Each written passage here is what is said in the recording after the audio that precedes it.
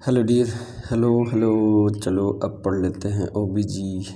ठीक है, तो good morning to all of you.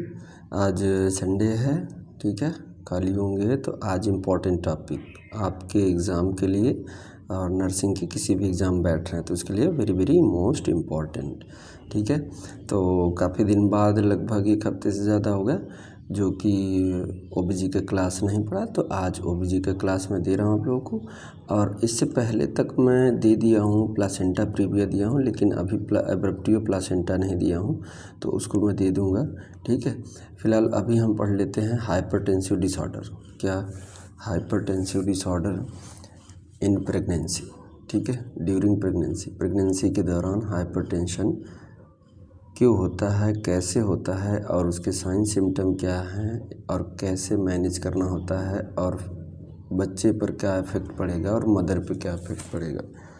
तो ये है हाइपरटेंसिव डिसऑर्डर ड्यूरिंग प्रेगनेंसी, या फिर इसी को कह सकते हैं, क्वेश्चन आ सकता है आपको लाइन में कि हाइपरटेंसिव डिसऑर्डर ड्यूरिंग प्रेगनेंसी ऐसे कर देगा। और अगर आप बीएससी में भी हैं तो 15 नंबर का क्वेश्चन या 10 नंबर का पूछ लेता है।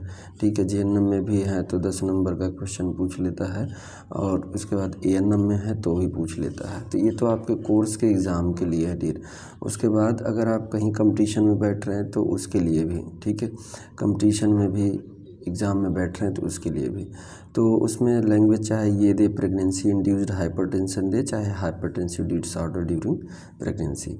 तो चलिए शुरुआत करते हैं। पहले हम देखिए हाइपरटेंशन ये 3 भाग में डिवाइड होता है। पहले देखिए प्री एक्लेम्सिया, प्री एक्लेम्सिया के आने से पहले का स्टेज, फिर प्री एक्लेम्सिया, फिर एक्लेम्सिया। ठीक है, ऐसे मैं सीक्वेंस में बात करूँगा। तो पहले हम प्री एक्लेम्सिया के बारे में बात कर लेते हैं। तो उसकी शुरुआत, प्री एक्लेम्सिया की शुरुआत कैसे होती है, तो ये चीज़ है। चलिए ये शुरुआत करते हैं। तो वीडियो को पूरा देखिए और नोट्स प्रॉपर बना लीजिएगा डियर।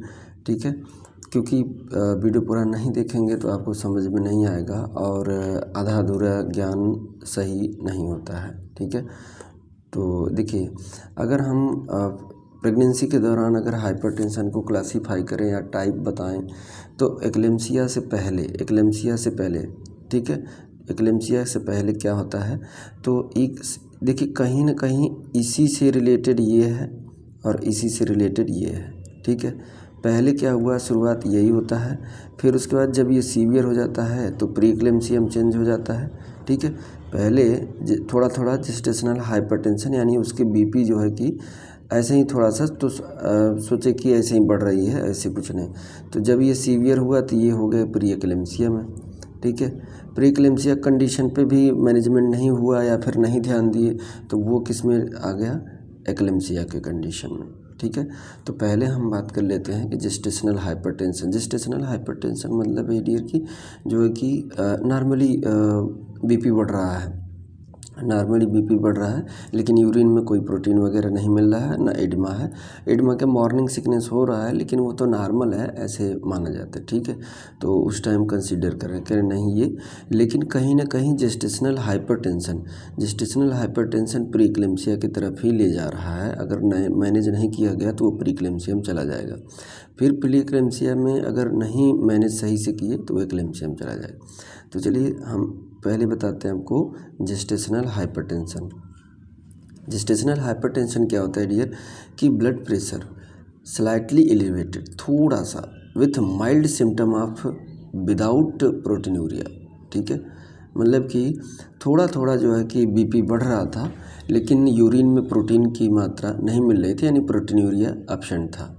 या फिर इसी को कह सकते हैं it is a high blood pressure during pregnancy that will leading to, देखिए लीडिंग टू यानी कि किसका कारण बन रही है, प्री एक्लेम्सिया का और एक्लेम्सिया का। ठीक है, leading to pre eclampsia and eclampsia, यानी कि प्रेगनेंसी के दौरान अगर नॉर्मल ऐसे ब्लड प्रेशर बढ़ रहा है तो कहीं ना कहीं संकेत दे रहा है कि आगे ये दिक्कत हो सकता है। इसको अभी इसी कंडीशन में मैनेज कर लीजिए कि क्या कारण है, क्यों ऐसा हल्का फुल्का बढ़ रहा है तो क्यों बढ़ रहा है।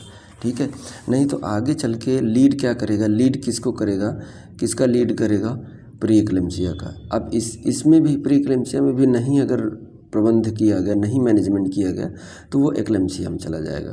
ठीक है।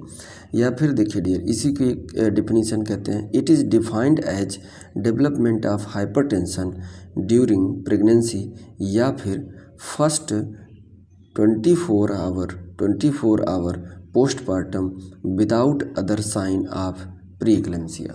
ठीक है, बिना देखिए जेस्टेशनल हाइपरटेंशन डियर, ये जो है डिलीवरी से पहले भी मिल सके, यानी कि स्लाइटली बीपी में थोड़ा सा बढ़ा हुआ डिलीवरी से पहले भी मिल सकता है और डिलीवरी के बाद भी मिल सकता है। और डिलीवरी के बाद कब तक, 24 आवर पोस्टपार्टम, डिलीवरी के 24 घंटे के अंदर अगर बीपी हाई हो रहा है तो वो प्रीक्लेम्सिया में नहीं आएगा और ना ही एक्लेम्सिया में। पहले हम उसको जेस्टेशनल हाइपरटेंशन की कैटेगरी में ही रखेंगे, क्योंकि प्रेगनेंसी की वजह से ही ये बीपी बढ़ा हुआ है। अब डिलीवरी हो गई तो क्यों बढ़ रहा है, अगर उसको मैनेज नहीं किया गया तो आगे प्रीक्लेम्सिया में वो चेंज हो जाएगा। तो ये आपका डिफिनीशन हो गया। डिफिनीशन वेरी सिंपल है, बस खाली यही ध्यान देना है कि ये नॉर्मल हाई बीपी बढ़ने का है और अगर इसको रोका नहीं गया तो ये चला जाएगा प्रीक्लेम्सिया में, और प्रीक्लेम्सिया को नहीं रोका गया तो एक्लेम्सिया में बदल जाएगा। ठीक है, यही डिफिनीशन है, घुमा फिरा के वही सेंटेंस चेंज किया गया। ठीक है, सॉरी।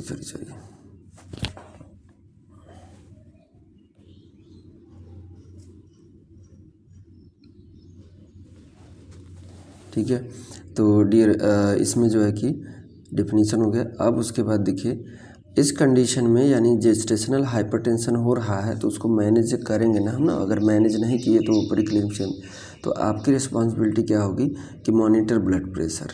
ठीक है, उसके ब्लड प्रेशर को रेगुलर इंटरवल पे मॉनिटर करते रहें। ठीक है, उसके बाद मॉनिटर फेटल एक्टिविटी।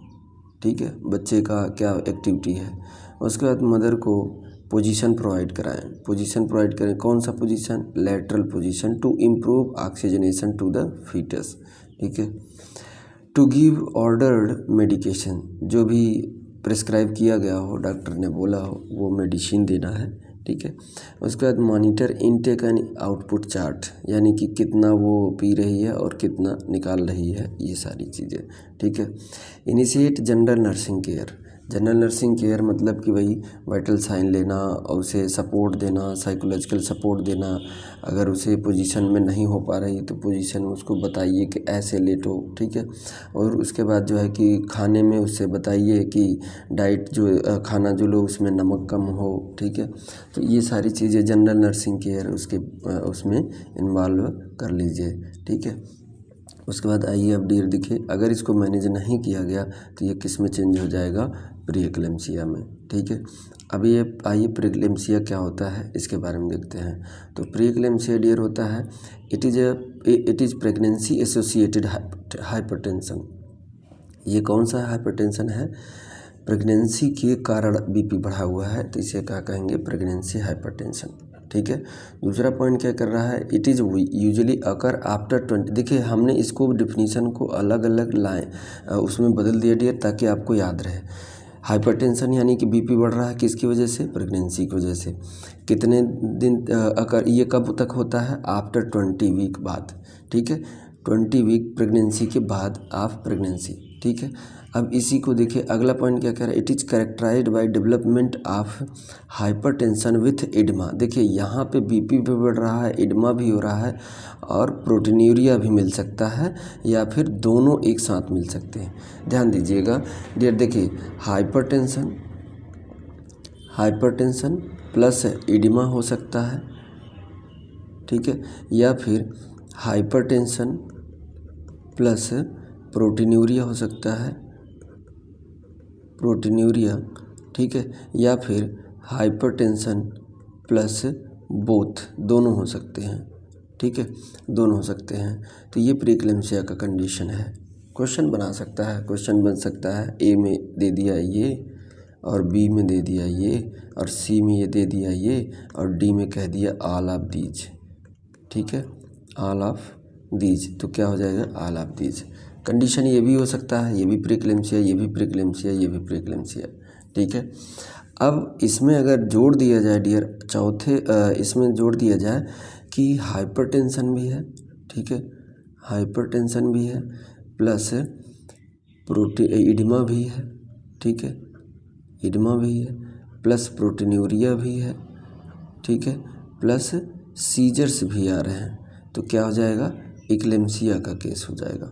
ठीक है, तो ये सिंपल सा डिफिनीशन बना दिया हूँ, इसको टुकड़ों में कर दिया हूँ ताकि ये कब होता है, प्रेगनेंसी के दौरान होता है, कितने सप्ताह बाद होता है, आफ्टर 20 वीक बाद होता है, क्या करेक्टरिस्टिक फीचर इसके हैं, फीमेल में एडिमा दिखेगा या तो प्रोटीनूरिया दिखेगा, हाइपरटेंशन के साथ एडिमा दिखेगा, हाइपरटेंशन के साथ प्रोटीनूरिया दिखेगा, या फिर हाइपरटेंशन के साथ एडिमा और प्रोटीनूरिया दोनों दिखेगा।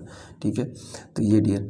उसके बाद देखिए आगे बात करें टाइप की। ठीक है, तो प्रीक्लेम्सिया का टाइप ऑफ प्रीक्लेम्सिया में तो माइल्ड टू मॉडरेट प्रीक्लेम्सिया। देखिए टाइप इसलिए बांटे हैं ताकि बीपी, हाइपरटेंशन, प्रोटीनूरिया और एडिमा का लेवल क्या है उसके अनुसार टाइप।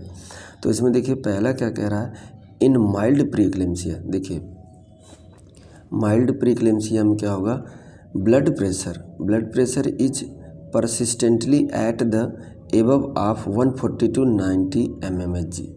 यानी कि माइल्ड प्रीक्लेम्सिया में क्या होगा, बीपी 140 से 190 mmHg तक इससे ऊपर रहेगा और कंटिन्यू परसिस्टेंटली मतलब बने रहना। ठीक है, ऐसे इतना बने रहे, बट बिलो 160 110 mmHg, यानी कि 140 से 140/90 तक तो जब ऊपर जाने लगेगा तो उसको माइल्ड में रखेंगे, लेकिन 160 से 110 mmHg के नीचे ही होना चाहिए mild condition. There is oedema and are proteinuria, और इसके साथ साथ या तो एडिमा मिलेगा या तो प्रोटीनूरिया मिलेगा। ठीक है, दोनों में से एक। उसके बाद देखिए ब्लड प्रेशर कितना, 140/90 to 160/110 mmHg। प्रोटीनूरिया अगर मिल रहा है तो प्रोटीनूरिया कितना, 2 ग्राम इन 24 आवर्स। 24 घंटे में उसका यूरिन टेस्ट किया गया तो लगभग 2 ग्राम से नीचे का यूरिन दिख रहा है। और या तो फिर ऐसे दे दे कि 1+ on random dip stick method. देखिए डिप स्टिक मेथड ये होता है, एक आता है किट। ठीक है, तो उसमें ये रहता है, ये ठीक है, ये वो रहता है, इसमें इस पे एक स्ट्रिप लगता है सीसी, इस पे जो ऑयल होता है या इसमें जो होता है, इसमें सॉल्यूशन होता है। ठीक है, तो देखिए इस सॉल्यूशन से हम चेक करते हैं क्या यूरिन में कितना प्रोटीन है। तो इस पे जो है कि ऐसे बैंड चिपका होता है, उसमें कलर होता है। ठीक है, उसमें कलर होता है और इसी में आपको इसी डब्बे, एक डब्बे में आता है, डब्बे में पूरा आता है किट, और इसी में आपको क्या रहेगा, एक स्टिक रहेगा, स्टिक। ठीक है, स्टिक रहेंगे और उस स्टिक को निकालने के बाद ऐसे, और उस पर यूरिन 4 से 5 ड्रॉप या 2 ड्रॉप ऐसे डाल देना है, यूरिन का ड्रॉप डाल देना है। डालने के बाद इधर कलर बना रहेगा, इधर कलर। ठीक है, इधर कलर, और ये जो है कि ऐसे आएगा और इसमें जो कलर चेंज हो जाए, जिस कलर का जाके रुक जाएगा उस कलर से इससे सीसी से मैच करा लीजिए। और यहीं पे दिया रहता है, अगर बिल्कुल नहीं है तो नील लिखा रहेगा, और अगर कुछ है तो उसमें +1 लिखा रहेगा, +2 लिखा रहेगा, +3 लिखा रहेगा। ठीक है, इस पे सीसी पे लिखा रहेगा और इसको स्ट्रिप जाके कलर मैच करा लीजिए, उससे पता चल जाएगा। ये सब सेंटर पर भी कर सकते हैं, आशा भी कर सकती है, स्वयं फीमेल भी कर सकती है। सिंपल है कि प्रोटीनूरिया यानी कि यूरिन में प्रोटीन कितना मात्रा है, इसे पता कर सकते हैं। ठीक है, उसके बाद हमें उसको urine output creatinine, blood urea nitrogen and platelet normal रहता है। देखिए माइल्ड कंडीशन में क्या होगा, यूरिन आउटपुट नॉर्मल रहेगा और क्रिएटिनिन लेवल क्या रहेगा, नॉर्मल रहेगा। ब्लड यूरिया नाइट्रोजन और प्लेटलेट भी सभी नॉर्मल रहेंगे। ठीक है, तो इस कंडीशन में क्या होगा, नॉर्मल रहेगा, लेकिन सिर्फ और सिर्फ यहाँ पे बीपी बढ़ा रहेगा। क्या, देखिए ये जो है कि नॉर्मल है, ये देखिए नॉर्मल है। क्या यूरिन आउटपुट यानी उसका पेशाब का जो मात्रा है जो कर रही है वो भी नॉर्मल रहेगा। और उसके बाद क्रिएटिनिन, यूरिन में क्रिएटिनिन की मात्रा भी और ब्लड में यूरिया की भी मात्रा नॉर्मल रहेगा, कोई दिक्कत नहीं रहेगा। प्लेटलेट भी अच्छा खासा रहेगा। सिर्फ दिक्कत क्या होगा कि बीपी बढ़ जाएगा और प्रोटीनूरिया हो जाएगा, ठीक है। तो ये है, तो ये माइल्ड टू मॉडरेट कंडीशन में आता है। अब उसके बाद हम आगे देखते हैं डियर, ये है आपका साइन सिम्टम किसका, माइल्ड टू मॉडरेट। जब माइल्ड टू मॉडरेट प्रीक्लेम्सिया है तो उसमें साइन सिम्टम क्या दिखेगा, देखिए साइन सिम्टम ये दिखेगा कि more frequently seen in primary gravida. सबसे ज़्यादा जो है कि ये कंडीशन किस में आता है, प्राइमरी ग्रेविडा में, यानी कि जो पहली बार प्रेग्नेंट हुई हैं उसमें।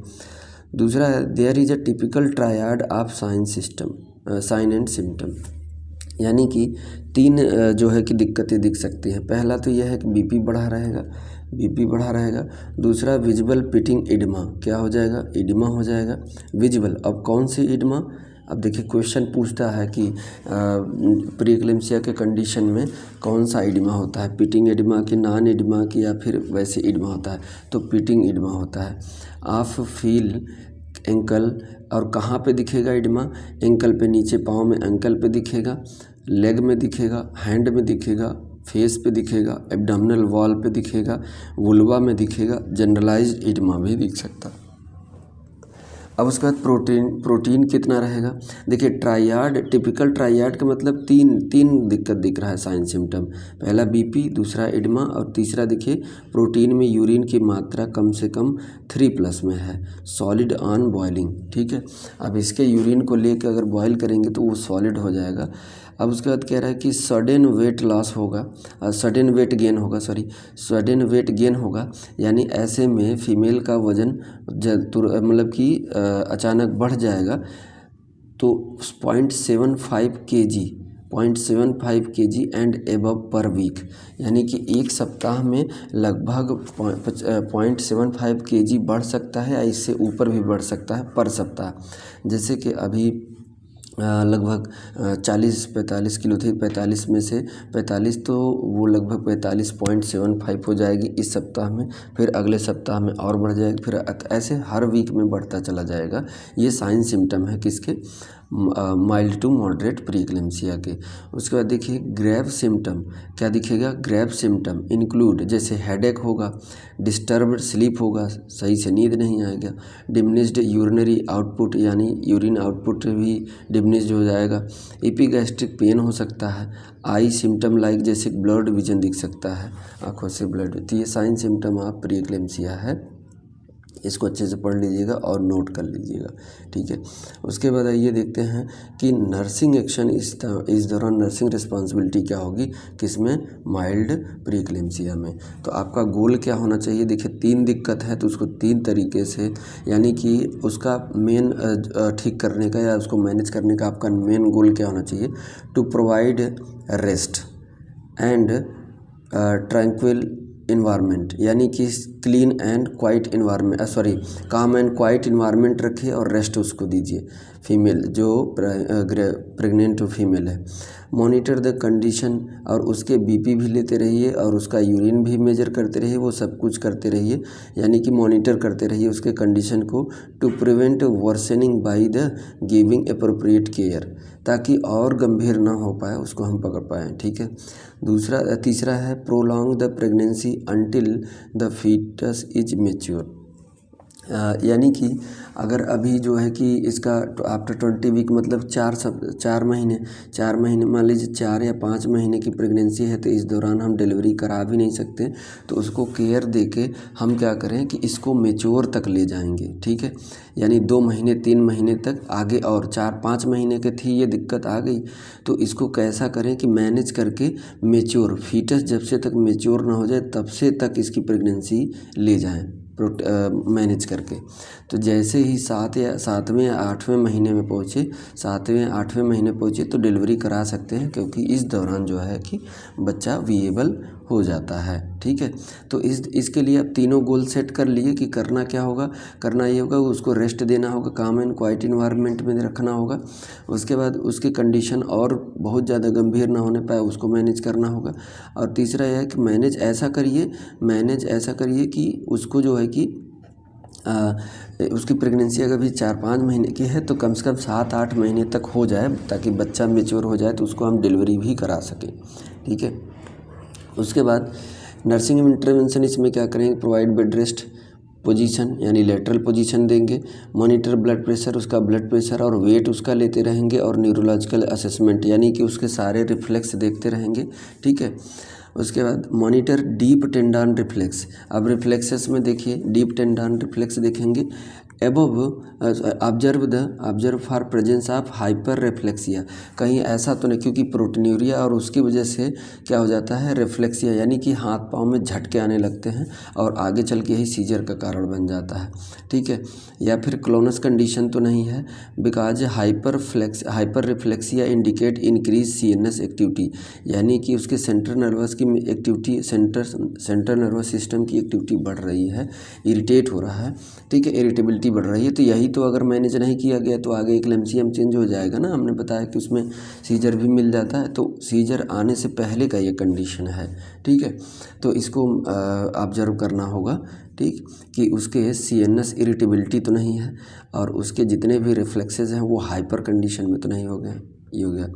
उसके बाद देखिए आइए डियर, अब देखिए रिफ्लेक्स जो हम चेक करेंगे, ये देखिए डियर हम जो बता रहे हैं ये सिर्फ और सिर्फ ये पता करने की एक्लेम्सिया मिली है। तो एक्लेम्सिया में क्या होता है, सीजर आने लगते हैं, तो सीजर के हम पहले ही सावधान हो जाए कि सीजर का आने से पहले संकेत क्या होता है। संकेत यही होता है, संकेत यही हमने बता दिया कि क्या होगा, बाइसेप्स रिफ्लेक्स होगा, नॉर्मल रिस्पॉन्स।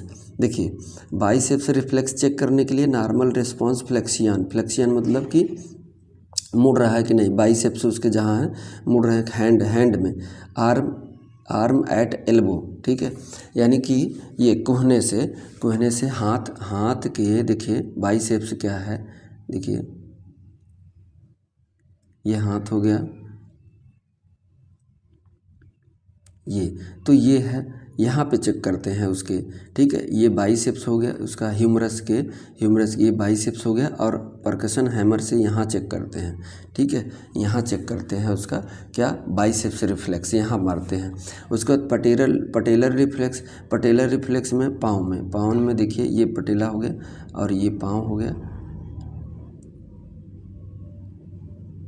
ये तो यहाँ पे परकशन हैमर से चेक करेंगे, परकशन हैमर से यहाँ पे चेक करेंगे, यहाँ इसके घुटने पे यहाँ पे मारेंगे, तो यहाँ पटेलर रिफ्लेक्स जब ऐसे मारेंगे तो उसका ऐसे आगे की तरफ अगर हो रहा है, अगर परकशन हैमर से इस पे मारेंगे घुटने के जस्ट नीचे मारेंगे तो उसका पैर जो है कि आगे की तरफ एक्सटेंशन होगा बहुत तेज़ी से अपने आप।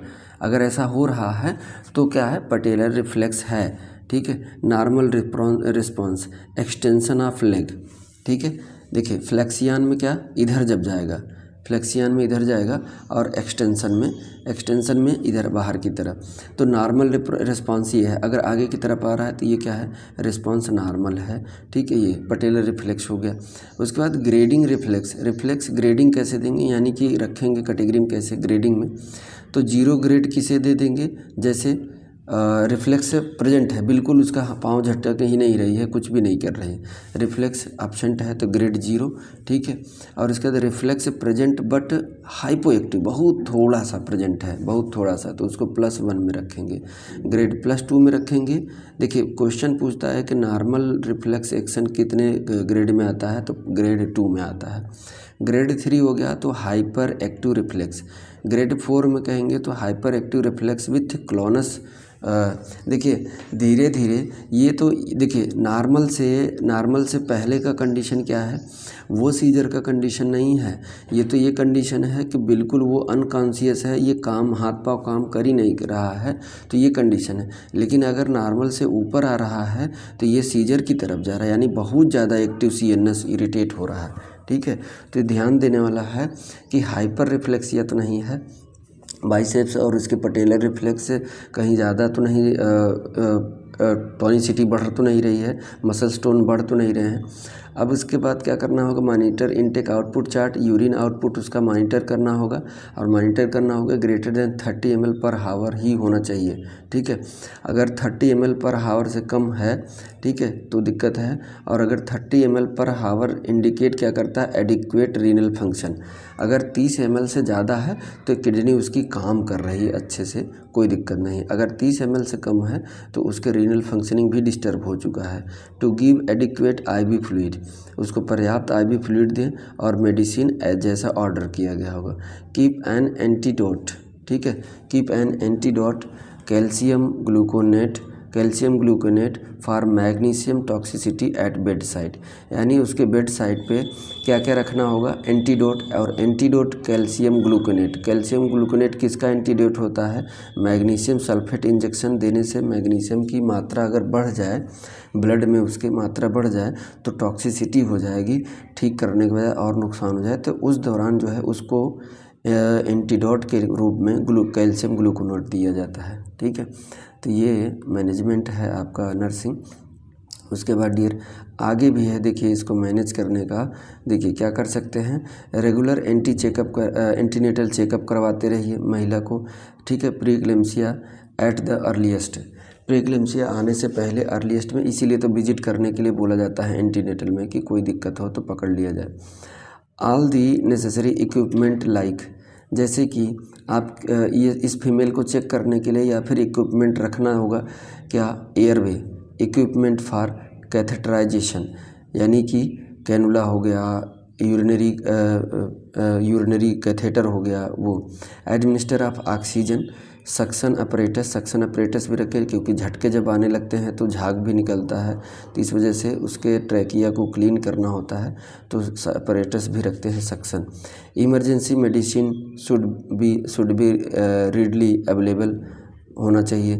सेडेटिव्स लाइक जैसे फिनोबार्बिटॉल 60 mg या डायजीपाम 5 mg, तो इसको देना होता है सेडेटिव, प्रेक्लेम्सिया आने से पहले सेडेटिव दे दीजिए ताकि उसको झटके नहीं आए। ओरली भी ले सकते हैं 5 mg, और ये फिनोबार्बिटॉल 60 mg लेगी एट बेड टाइम, ठीक है, जब जो है कि रात को खाना खा के सोने जा रहे तब। इन सीवियर केसेस, ज़्यादा अगर प्रीक्लेम्सिया का सीवियर केस हो रहा है तो ये ड्रग्स ओरली दे सकते हैं। उसके बाद इंजेक्शन के फॉर्म में, अगर वो ओरली नहीं खा पा रहे तो इंजेक्शन के फॉर्म में दे रहे हैं, तो लार्जेक्टिल बोलते हैं, इंजेक्शन लार्जेक्टिल बोलते हैं 25 mg, या फिर फिनार्गन 25 mg, इसी को बोलते हैं। इंट्रामस्कुलरी दे दीजिए, IM दे दीजिए, ठीक है, या फिर इंजेक्शन डायजीपाम 10 mg दे दीजिए with anti hypertensive drugs like reserpine 0.1 mg, या फिर एल्डोमेट 250 mg इज गिवन पर डायरेक्शन, जैसा कहा गया हो वैसा। लेकिन आपको पता होना चाहिए कि इतनी चीज़ें हम मैनेज करने के लिए, प्रीक्लेम्सिया के सीवियर कंडीशन को मैनेज करने के लिए इतना चीज़ हम दे सकते हैं। Women should never be left alone, ऐसे फीमेल को अकेले नहीं छोड़ना चाहिए, जब जहाँ भी लेटी हुई है, सोई है, जहाँ भी है उसको अकेले में नहीं छोड़ना चाहिए, ठीक है। उसके बाद डियर देखिए, इस क्लास में मैं प्री एक्लेम्सिया के बारे में बात करूंगा, फिर उसके बाद नेक्स्ट क्लास में हम आपको एक्लेम्सिया के बारे में बताएंगे, क्योंकि वीडियो लंबा हो जाता है तो आप लोग देखते नहीं हैं और आपको बोरिंग भी लगता है, और देखते नहीं हैं तो क्या करें, छोड़िए हटाए, हमें तो देना है, आपको पूरा मैटर देना है, ताकि आप ही थोड़ी, अगर जो देख रहा होगा पूरा तो थैंक यू, अगर अच्छा होगा उससे फ़ायदा होगा, ठीक है। और दूसरा चीज़ है कि अगर पूरा नहीं देखेंगे तो आपको समझ में नहीं आएगा और लिख भी नहीं पाएंगे। आधी अधूरी जानकारी लेके कहाँ जाएंगे, आधी अधूरी जानकारी जो है कि वही हमें पीछे ले जाता है, ठीक है, आगे नहीं बढ़ाता है। उसके बाद देखिए, इंश्योर प्रॉपर ड्रेनेज इंश्योर, यानी कि इनड्वेलिंग कैथेटर उसको डाल दीजिए कि ड्रेनेज, जैसे यूरिन आउटपुट करने के लिए यूरिन कैथेटर इंसर्ट कर दीजिए। उसके बाद टू रेज द फुट, उसके फुट एंड को उठा दीजिए हल्का सा, बेड के फुट मतलब पैर की तरफ का एंड उठा दीजिए, किसके लिए, प्रोमोट ड्रेनेज सिक्रीशन, अगर जैसे उसके माउथ से झाग वगैरह या सलाइवा निकल रहा है तो ऐसे कर दीजिए ताकि वो ड्रेनेज बाहर आ जाए, ठीक है, ट्रैकियम न जान पाए। Frequent observation of for ominous symptom, यानी कि उल्टी अगर भी आ रही तो उसके लिए, जैसे हेडेक हो गया, एपिगैस्ट्रिक पेन हो गया एंड ब्लर विजन हो गया। तो ओमिनस सिम्टम ये आता है जब हेडेक भी हो, एपिगैस्ट्रिक पेन भी हो और ब्लर विजन भी दिखे, sign symptom of impending eclampsia. और ये जो है एक्लेम्सिया का कंडीशन शो कर रहा है कि ये एक्लेम्सिया की तरफ फीमेल जा रही है, ठीक है। Watch for sign of labour, कहीं ऐसा तो नहीं है 7-8 महीने हो गया है तो उसको लेबर पेन भी तो स्टार्ट नहीं हो गया है। लेबर पेन स्टार्ट हो गया तो डिलीवरी करा दीजिए। जब 7 महीने से ऊपर हो गया है डिलीवरी तो करा सकते हैं। अगर 5 है तो उसको कैसे भी करके अभी मत कराइए, क्योंकि बच्चा विएबल अभी नहीं होगा। If the pregnancy is beyond 37 week completed, termination to be considered without delay, ठीक है। यानी या तो प्रेगनेंसी को डिलीवर करा दीजिए या तो टर्मिनेट कर दीजिए। In severe cases caesarean section is usually done. अगर बहुत लेबर पेन भी नहीं स्टार्ट और दिक्कत भी हो रहा है तो उसे हम क्या करेंगे, पहले एनेस्थेसिया दे देंगे। एनेस्थेसिया देने के बाद वो सिजेरियन सेक्शन से क्या डिलीवरी करा देंगे, ठीक है। इन सीवियर केस में women is admitted in obstetric critical care unit, ठीक है। ऑब्स्टेट्रिक आईसीयू में उसको एडमिट कर दीजिए। तो डियर ये प्री एक्लेम्सिया था। प्री एक्लेम्सिया को अगर मैनेज नहीं करेंगे तो वो किस में चला जाएगा, एक्लेम्सिया में, जो कि इधर हमने बताया sign and symptom of eclampsia. तो क्या है, उसको हेडेक होगा, एपिगैस्ट्रिक पेन होगा, ब्लड विजन होगा, ठीक है। उसके बाद डियर अब हम आपको नेक्स्ट क्लास में हम बात करेंगे, ठीक है, सीवियर एक्लेम्सिया के बारे में, ठीक है। तो सीवियर एक्लेम्सिया के बारे में हम जब बात करेंगे आपको तो इसी में बता देंगे। नहीं चलिए ठीक है, हम अभी बता देते क्योंकि आधा इसमें और आधा उसमें नहीं समझ में आएगा, ठीक है। प्री एक्लेम्सिया का पूरा ले लीजिए। तो चलिए सीवियर एक्लेम्सिया के बारे में भी देख लीजिए। तो सीवियर एक्लेम्सिया क्या है डियर, ठीक है। सीवियर एक्लेम्सिया जो है कि in severe eclampsia blood pressure is persistently at above इतना, ठीक है।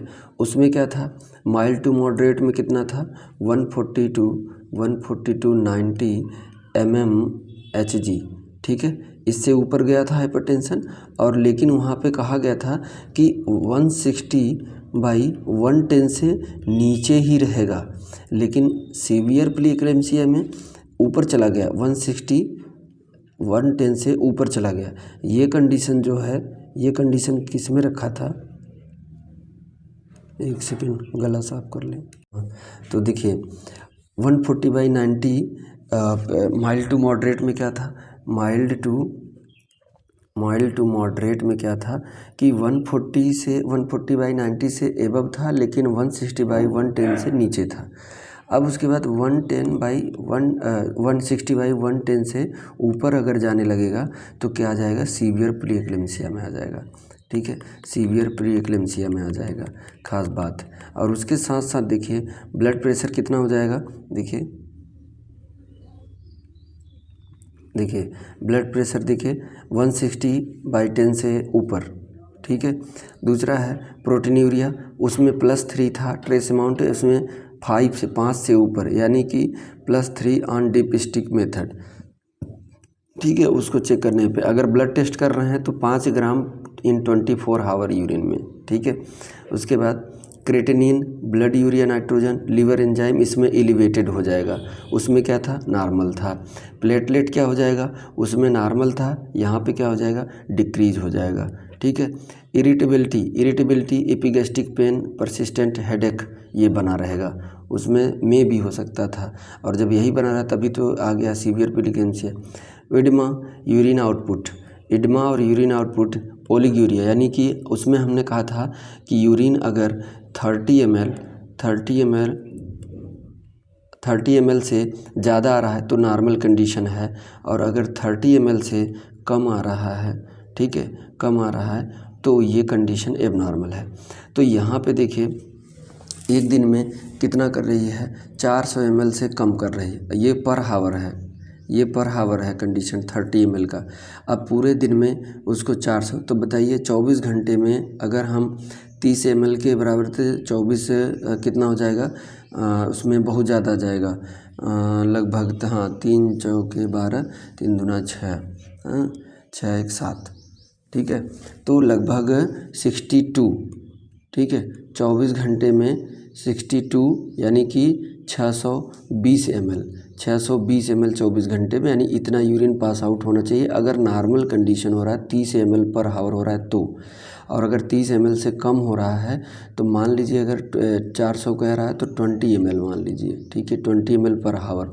तो 24 घंटे में 20 ml पर हावर कितना हो जाएगा, 24 दूना 48 यानी 480, यानी ये 400 से भी कम है तो कितना 15 मान के चलिए, ठीक है, यानी हर घंटे 15 ml से भी कम आ रहा है, 20 ml से भी कम आ रहा है उसको यूरिन, तो ये खतरे की घंटी है, यानी कि उसका रीनल फंक्शन ठीक नहीं है, किडनी ठीक से काम नहीं कर रही, क्योंकि क्रिएटिनिन लेवल बढ़ जाता है तो किडनी पर ही इफेक्ट करता है, और ब्लड यूरिया नाइट्रोजन बढ़ जाता है तो लीवर पे इफेक्ट करता है, ठीक है।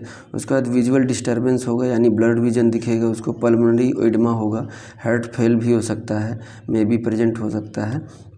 उसके बाद रिड्यूस्ड एमनियोटिक फ्लूइड वॉल्यूम, और इस कंडीशन में उसके एमनियोटिक फ्लूइड वॉल्यूम क्या हो जाएगा, घट जाएगा। तो सीवियर एक्लेम्सिया इसीलिए कहा गया बहुत ही खतरनाक है डियर, ठीक है, सीवियर एक्लेम्सिया। उसके बाद देखिए इसमें नर्सिंग केयर क्या देंगे आप, nursing care maintain bed rest to give magnesium sulphate, वही जो mild to moderate eclampsia pre eclampsia कर रहे थे वही करना होगा। अब वहाँ पे आईएम दे रहे थे या ओरली खिला रहे थे, यहाँ पे इन्फ्यूजन पंप के द्वारा चला दीजिए, ठीक है, क्योंकि झटके इस टाइम आएंगे ज़रूर। मेंटेन थेरेपेटिक लेवल, मैग्नीशियम को देखते रहिए कि उसकी बॉडी में मैग्नीशियम का लेवल भी ना बढ़े, 4 से 7 तक ही रहे, अगर इससे ऊपर जाएगा तो मैग्नीशियम टॉक्सिसिटी हो जाएगा और समस्या बढ़ जाएगी। According to serum level magnesium sulphate various parameter will be affected. अगर मान लीजिए 4 से 7 मिली इक्विवेलेंट पर लीटर से अगर ज़्यादा बढ़ गया मैग्नीशियम तो क्या हो जाएगा, लॉस ऑफ पटेलर रिफ्लेक्स, यानी कि हमने ग्रेड इसमें फीमेल में क्या मिलेगा, ग्रेड 0 मिलेगा, ठीक है, या फिर ग्रेड 1 मिलेगा, इस कैटेगरी का पटेलर और बाइसेप्स रिफ्लेक्स मिलेगा, ठीक है। तो अभी हमने जो बताया था आपको, तो ऐसा पटेलर रिफ्लेक्स लॉस कब होगा, जब 7 से 10 मिली इक्विवेलेंट पर लीटर है, और अगर 10 से 15 मिली इक्विवेलेंट पर लीटर है तो रेस्पिरेटरी डिप्रेशन हो जाएगा, क्या हो जाएगा, रेस्पिरेटरी डिप्रेशन हो जाएगा, ठीक, यानी कि उसका फीमेल जो है बच्चे का भी रेस्पिरेशन डिस्ट्रेस में चला जाएगा और फीमेल को भी दिक्कत हो जाएगा, ठीक है। कार्डियक अरेस्ट हो जाएगा, फीमेल का हार्ट काम करना बंद कर देगा, ठीक है, और कार्डियक डिप्रेशन, तो ये वैल्यू है, इतने वैल्यू पे ये दिक्कत आएगी, इतने वैल्यू पे ये दिक्कत आएगी, इतने वैल्यू पे ये दिक्कत आएगी, ठीक है। तो ये क्वेश्चन बन सकता है इसलिए हमने रख दिया, ठीक है। तो डियर इसमें जो है कि आगे और भी मैनेज करेंगे, तो मैनेज में क्या करेंगे, monitor sign of the magnesium toxicity.